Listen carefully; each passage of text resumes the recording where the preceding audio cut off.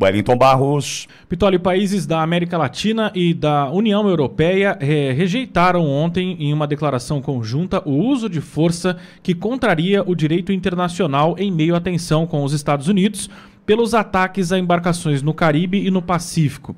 Tem um documento que diz o seguinte: reiteramos nossa oposição ao uso ou à ameaça do uso da força e qualquer ação que não esteja em conformidade com o direito internacional e a Carta das Nações Unidas. Diz esse texto, portanto, assinado por 58 das 60 nações presentes. Venezuela e Nicarágua se afastaram do documento. A declaração menciona a importância da segurança marítima e a estabilidade regional no Caribe, mas evita referência direta aos bombardeios americanos contra embarcações carregadas com drogas. E, aliás, esses bombardeios já deixaram 70 mortos, 70 criminosos mortos, é o que diz pelo menos os Estados Unidos. A vice-presidente da Comissão Europeia, Kaja Kallas, explicou o motivo da omissão. Abro aspas, porque não teríamos conseguido que os países se somassem. Muito simples, fecho aspas, ao que disse a vice-presidente. Horas antes, o presidente Lula manifestou preocupação com a presença militar americana na região.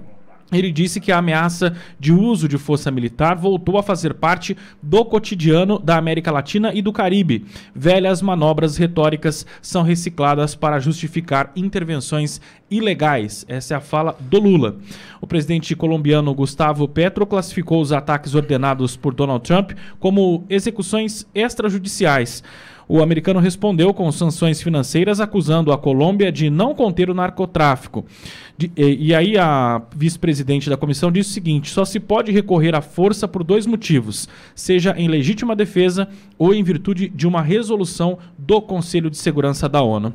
A declaração conjunta, a quarta entre os blocos após a de Bruxelas, que foi feita em 2023, também condena a guerra em curso contra a Ucrânia, que continua provocando imenso sofrimento humano, é o que diz o documento, e faz referência à ofensiva israelense em Gaza, defendendo uma solução de dois estados. Bom, eu recebi ontem, e faço questão de veicular aqui, um vídeo de um pastor que esteve em Caracas. Foi para a Venezuela, né, devolvendo uma visita que recebeu de pastores venezuelanos aqui no Brasil. Ele falou: eu vou visitá-los. O vídeo tem aproximadamente 5 minutos, mas acho que é importante para a gente entender. Aí na volta eu vou ouvir Walter, vou ouvir o Olavo e fazer a nossa ponderação com relação a essa manifestação de países da América Central e Caribe, América do Sul, Central e Caribe, e também países da União Europeia. Para a gente entender que essa questão envolvendo Trump tem dois lados. Tem o lado norte-americano e tem o lado venezuelano. Eu quero dividir esse vídeo contigo. Quem mandou foi o Sérgio, meu amigo de Marília, tem um estacionamento em Marília. Pitoli, ouça com atenção. Eu ouvi com atenção e coloco aqui para você também, para a gente entender o que acontece por ali agora. Aperta o play, edição. Mas antes de eu pregar, eu queria dar um testemunho. Eu passei agora, no começo do mês agora de outubro. No começo de outubro agora, eu passei 8 dias na Venezuela. Nós tínhamos recebido alguns pastores da Venezuela no Bambu, e eu prometi para eles que a gente ia para ajudar e ministrar os pastores às igrejas da Venezuela, e foi muito difícil para a gente entrar na Venezuela, principalmente agora, nesse tempo que está tudo cercado, fechado. Eu tive que entrar na Venezuela, tive que entrar pelo Panamá. Comprei meu voo pelo Panamá e para entrar foi muito difícil, muita dificuldade, muitas horas na imigração, mas graças a Deus deixaram a gente entrar. Nós somos em 4 pastores. E eu pude praticamente andar toda a Venezuela, reunir muitas igrejas, muitos pastores. E eu quero dar esse testemunho para você, porque eu tenho esse compromisso diante de Deus.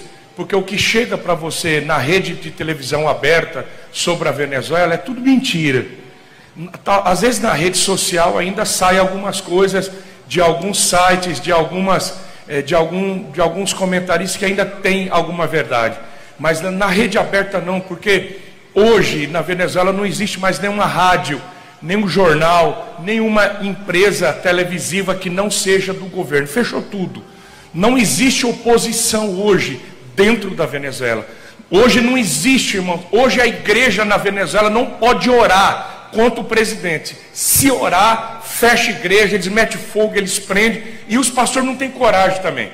Então, eu até falei, né? Vamos levantar um clamor para Deus mudar essa situação na Venezuela. Pastor, a gente não pode orar.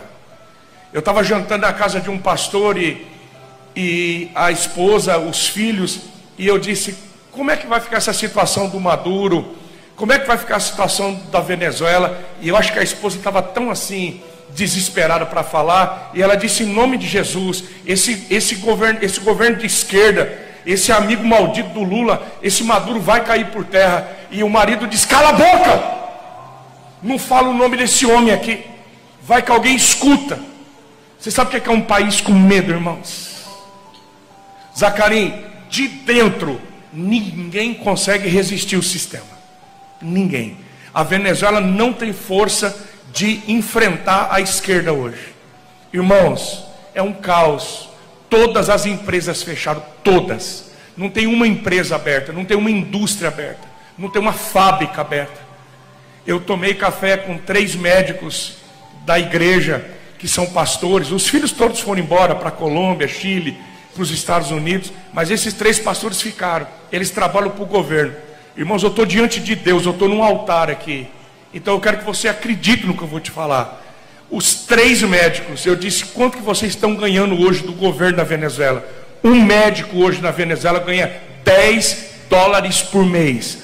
Um médico ganha R$60 por mês. A esposa de um pastor é professora da rede pública. Ela ganha $6 por mês. Ela ganha R$36 por mês. É o que a esquerda faz com o país, irmãos. Prometeram kit gás, prometeram kit energia, prometeram vale combustível. Hoje a Venezuela não tem mais energia, não tem mais água, não tem mais gás, e o povo está passando fome. A gente acabava de pregar, irmãos, igrejas maiores que essa.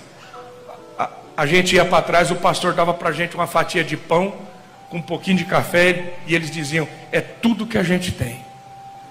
As crianças nascendo doentes, porque as mães estão tão desnutridas, e as crianças nascendo com hidrocefalia, nascendo aleijadas, porque o povo não tem o que comer. Todo dia que nós ficamos lá, todo dia falta energia. Irmãos, o aeroporto de Caracas, sem água, não tinha papel higiênico. O banheiro internacional de Caracas, não tinha papel higiênico no banheiro. O povo vive debaixo de medo. Então nós precisamos orar. Orar principalmente para o Brasil, para a gente não se tornar uma Venezuela. Porque agora, no ano que vem, vão despejar um caminhão de dinheiro, Jacarim. Fizeram isso com os pastores lá. Já começaram a fazer com os pastores no Brasil.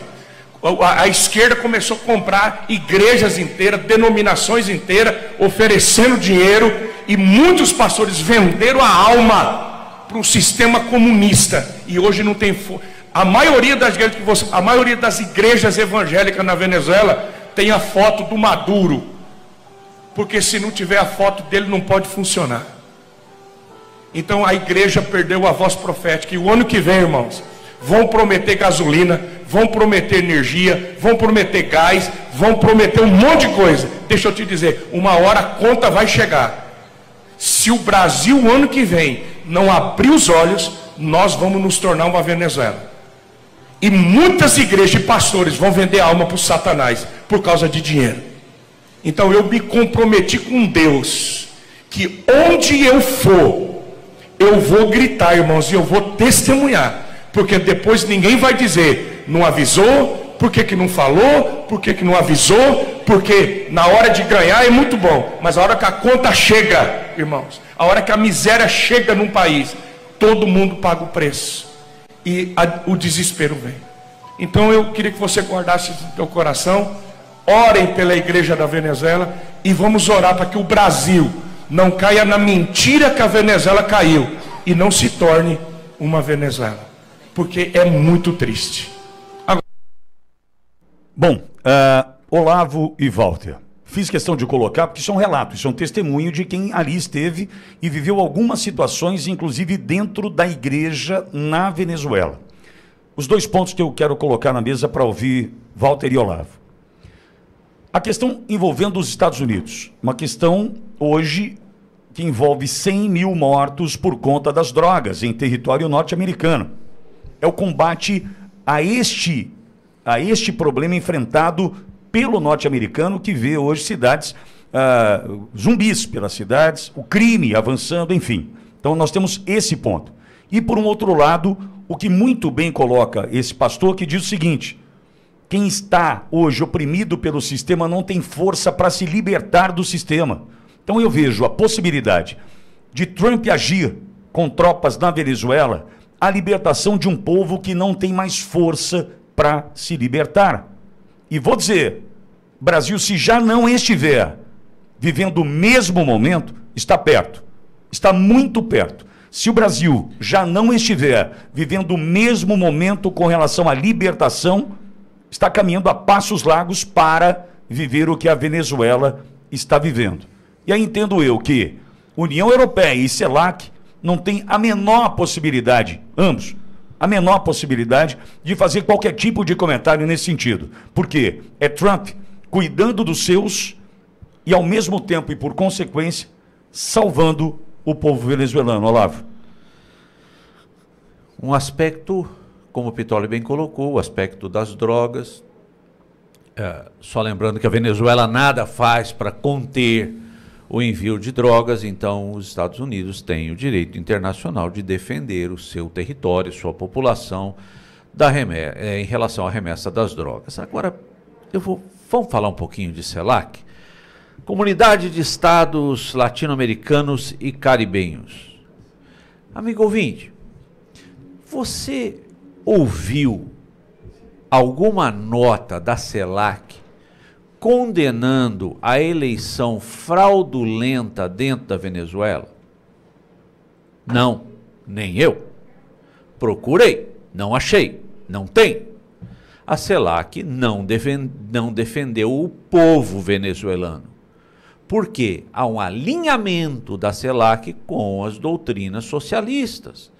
Então, dane-se a eleição, se implanta a ditadura, que é o que efetivamente acontece na Venezuela hoje, mas quando o país hermano da cultura de esquerda sofre um revés, aqueles que detêm a mesma cultura de esquerda saem em socorro. Mas socorro em relação ao povo venezuelano, ninguém foi fazer, a CELAC não fez, se calou, ficou quieta. E agora vem fazer essa defesa absurda, endossada por quem? Por um socialista, por Lula. O relato do pastor, amigo ouvinte, o relato do pastor que acabamos de ouvir, coincide com o relato de pastores da China. Nós tivemos a oportunidade de conversar aqui que na China, quem nomeia o pastor de uma igreja evangélica ou os líderes de uma igreja católica é o Estado.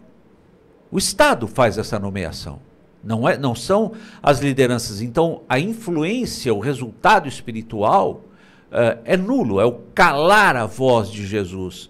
Se calam a voz de Jesus, amigo ouvinte, quanto mais calam a voz da população. Walter, quero te ouvir também.